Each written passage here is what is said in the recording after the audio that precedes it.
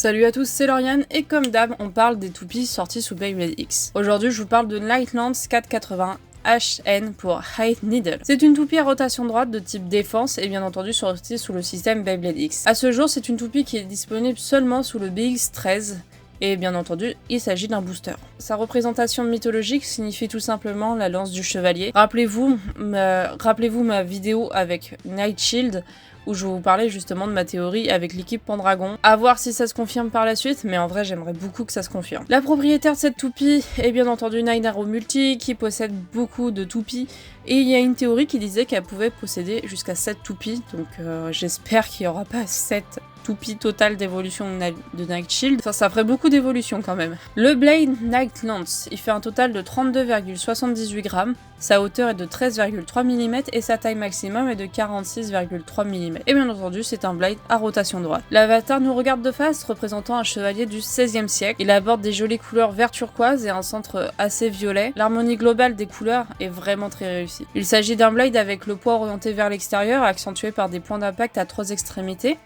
Le restant étant des surfaces lisses, le Blade offre une bonne capacité pour repousser son adversaire mais aussi pour maintenir sa stabilité et son endurance. Le Ratchet 480, il fait un total de 6,86 grammes. À ce jour, il est sorti 6 fois. Il s'appelle ainsi comme d'habitude parce qu'il fait 80 mm de hauteur et le Ratchet possède 4 aspérités garantissant une bonne inertie pour la toupie. Et bien entendu, le Ratchet 80, c'est aussi le Ratchet le plus haut à ce jour, il a toujours pas été disqualifié. Cependant, avec une diminution de l'endurance, ce que je vous ai déjà dit pour les Ratchets de 80 mm, c'est qu'il fera facilement pencher la toupie à cause de sa hauteur et enfin il va gagner souvent par fin de rotation. Le Beat High Needle, il fait un total de 2,20 grammes, sa hauteur maximum est de 30,9 mm et sa largeur de pointe est de 7,1 mm. À ce jour, il est paru qu'une fois. La différence avec Needle, c'est qu'il est légèrement plus haut, la pointe de ce beat est légèrement pointue, limitant ainsi la friction avec le stadium. Normalement, ces mouvements devront s'orienter vers le centre, mais avec l'énergie cinétique globale de la toupie, il pourra se diriger en début de rotation vers la X-Line. Il gardera néanmoins une bonne endurance à la fin de sa rotation. Son inclinaison et sa pointe fine peuvent déséquilibrer la toupie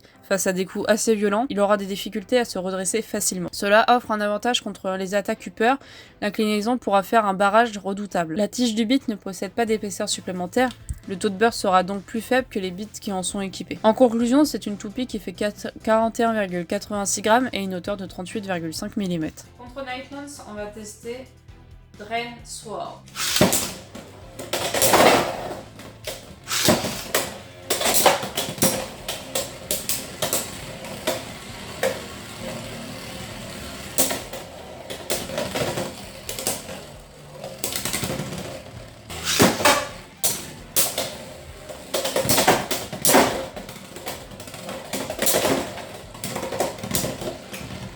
On va continuer avec Hellside.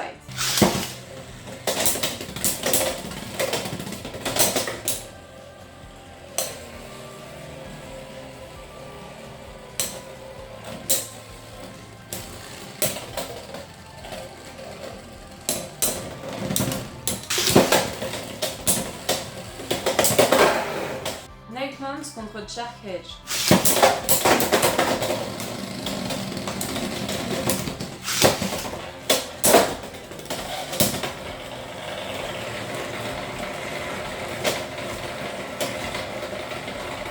Qui va gagner en endurance?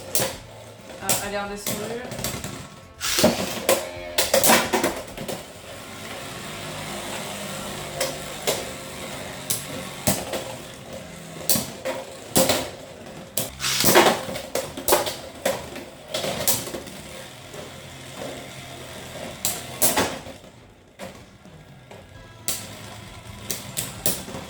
Et la prochaine fois, je vous fais découvrir Shark Edge, donc du coup la Price Bay, du Random Booster. Et vous avez raté ça, mais sauf si vous me suivez sur Instagram, vous auriez su que je vendais tout le reste, sauf bien entendu la Drain Sword. Tout le reste, je le vendais sur Vinted, donc j'espère que d'ici là, vous voyez cette vidéo, j'aurai tout vendu.